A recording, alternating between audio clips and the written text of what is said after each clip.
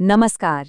RBI ने UPI को लेकर एक नया प्रस्ताव पेश किया है जो हमारे बड़े अमाउंट भेजने के तरीके को शायद हमेशा के लिए बदल सकता है। तो चलिए इसको थोड़ा डिटेल में समझते हैं कि आखिर इसका मतलब क्या है। तो सबसे पहला और सबसे बड़ा सवाल जो सबके दिमाग में आ रहा है, क्या यूपीआई की जो सबसे बड़ी ताकत है, यानी उसकी स्पीड, वो अब खत्म हो जाएगी?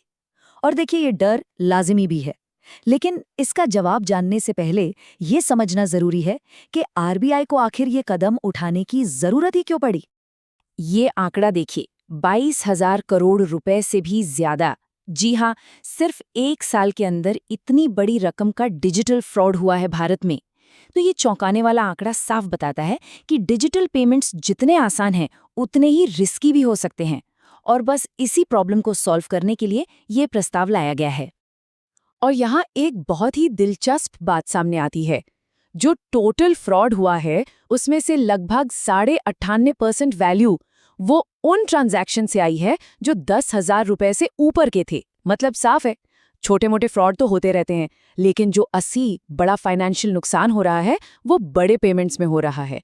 तो यही है यूपीआई का सबसे बड़ा डिलेमा। इसकी जो लाइटनिंग फास्ट स्पीड है ना, वही इसकी सबसे बड़ी ताकत है, और अब वही इसकी सबसे बड़ी कमजोरी भी बन गई है। पैसा सेकंड्स में यहाँ से वहाँ, मतलब अगर कोई फ्रॉड हो गया तो उसको रोकने या रिवर्स करने का टाइम ही नहीं मिलता।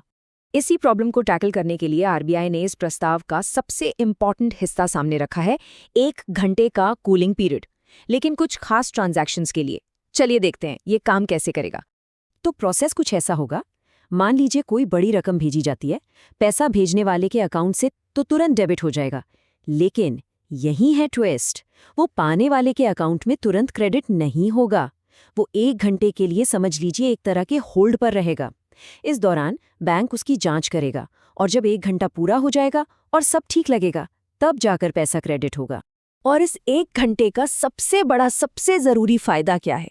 यही, अगर भेजने वाले को एहसास होता है कि अरे गलती से किसी और को पैसे भेज दिए या फिर उनके साथ कोई धोखा हो गया है, तो उनके पास पूरा 1 घंटा होगा उस ट्रांजैक्शन को कैंसिल करने के लिए।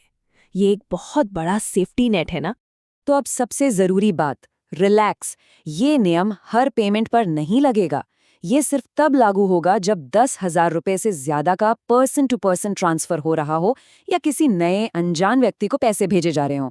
रोजमर्रा के दुकान वाले क्यूआर कोड पेमेंट्स, छोटे मोटे ट्रांसफर्स या ईएमआई, इन सब पर कोई असर नहीं पड़ेगा। वो सब पहले की तरह इंस्टेंट रहेंगे।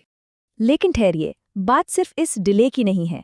आरबीआई इसके साथ सुरक्षा के लिए और भी कई नए हथियार या कह लें टूल्स ला रहा है। ये पूरा एक सिक्योरिटी पैकेज बनाने जैसा है। इसमें क्या क्या है?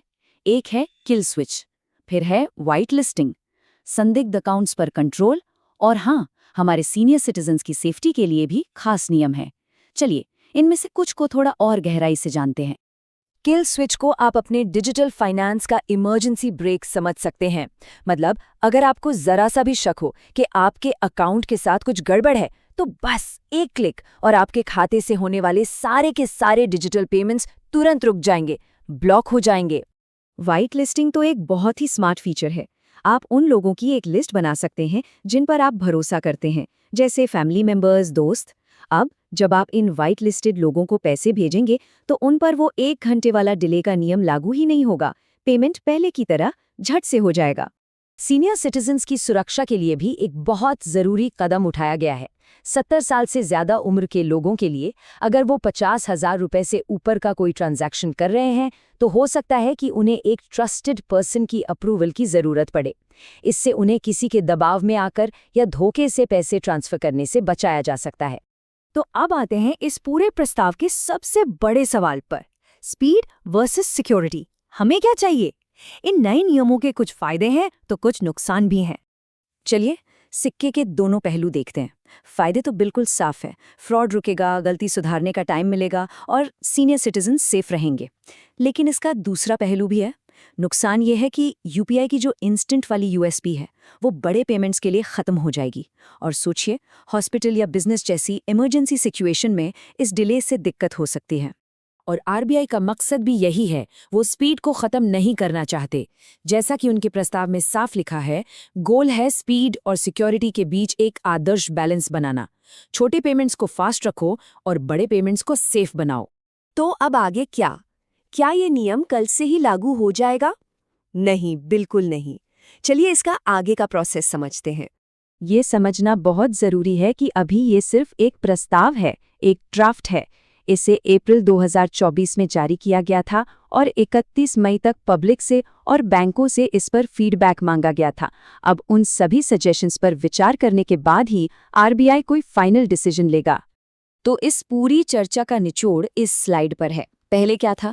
यूपीआई 100% इंस्टेंट था, लेकिन रिस्की था।